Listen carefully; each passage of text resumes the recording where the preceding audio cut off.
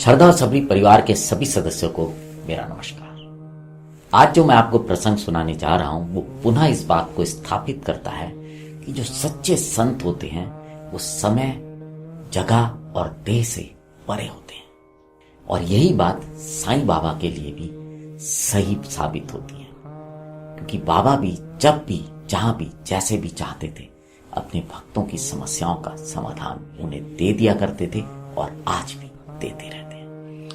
आज का प्रसंग सुनाने से पहले मैं उन सभी लोगों का धन्यवाद करना चाहूंगा जिनके बनाए हुए या खींचे हुए चित्र हम अपने इस प्रसंग के दौरान इस्तेमाल कर रहे हैं, और बाबा से प्रार्थना करूंगा कि बाबा उन पर और उनके परिजनों पर सदैव अपनी कृपा और आशीर्वाद बनाए रखें। और जो हमारा श्रद्धा और सबरी का छोटा सा परिवार है जो धीरे धीरे बड़ा हो रहा है, इसके सदस्यों का भी बाबा से प्रार्थना करूंगा कि सदैव सदैव मार्गदर्शन करते रहे। तो अब आते हैं आज के प्रसंग पर। एक बार की बात है कि माधवराव देशपांडे यानी कि श्यामा, जो कि बाबा के एक निष्ठ भक्त थे, बहुत प्रेम करते थे, बहुत श्रद्धा थी बाबा पर और बहुत ज्यादा विश्वास किया करते थे। उन्होंने स्वप्न में देखा कि बाबा उनके सामने आए हैं। बाबा की आंखों में करुणा थी और आवाज में बहुत गहराई थी। बाबा ने श्यामा से कहा, माधवराव, क्या तुम गोवर्धन दास के यहां गए थे?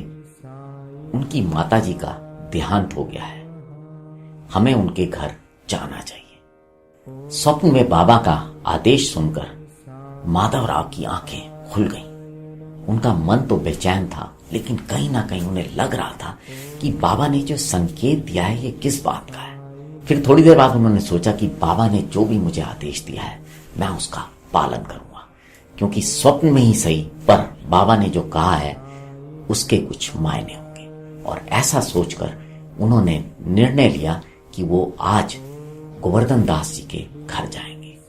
और जब दिन का तीसरा पहर था वो अपने घर से निकले और गोवर्धन दास जी के घर पर पहुंचे।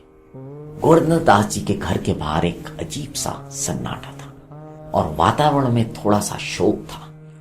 खैर, माधवराव ने ये बात आसपास जो थे लोगों से पूछा कि भाई सब ठीक ठाक है, क्या हुआ। जैसा कि अक्सर जब हमें कोई सूचना मिलती है तो हम जानकारी लेते हैं कि वास्तव में वो सही है या नहीं।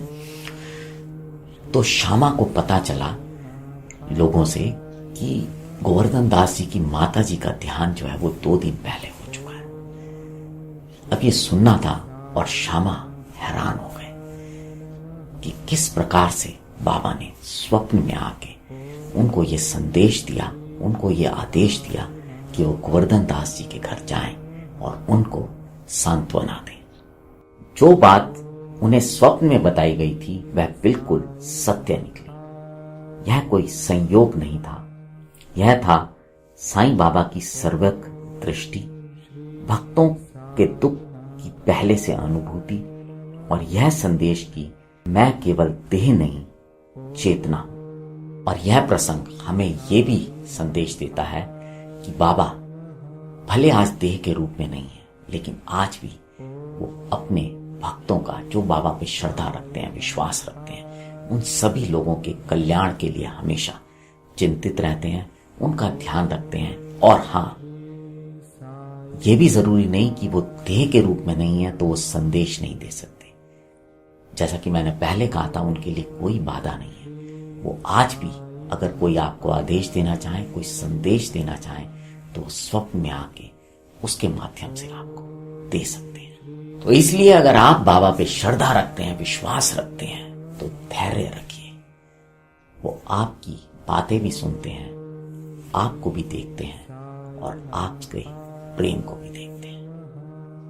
अगर आपको आज का प्रसंग अच्छा लगा हो तो इसे और भी साईं भक्तों के साथ साझा कीजिएगा। और आपसे एक निवेदन करूंगा कि आपको हमारे प्रसंग कैसे लगते हैं, या आप इस विषय में हमारा कुछ मार्गदर्शन करना चाहते हैं तो जरूर कीजिएगा।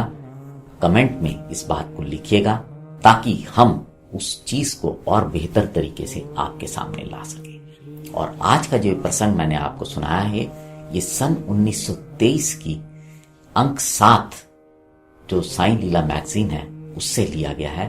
वो मराठी में था, उसको मैंने हिंदी में अनुवाद किया है और हो सकता है अनुवाद के दौरान कोई त्रुटि रही हो, तो उसके लिए मैं आपसे क्षमा चाहता हूं।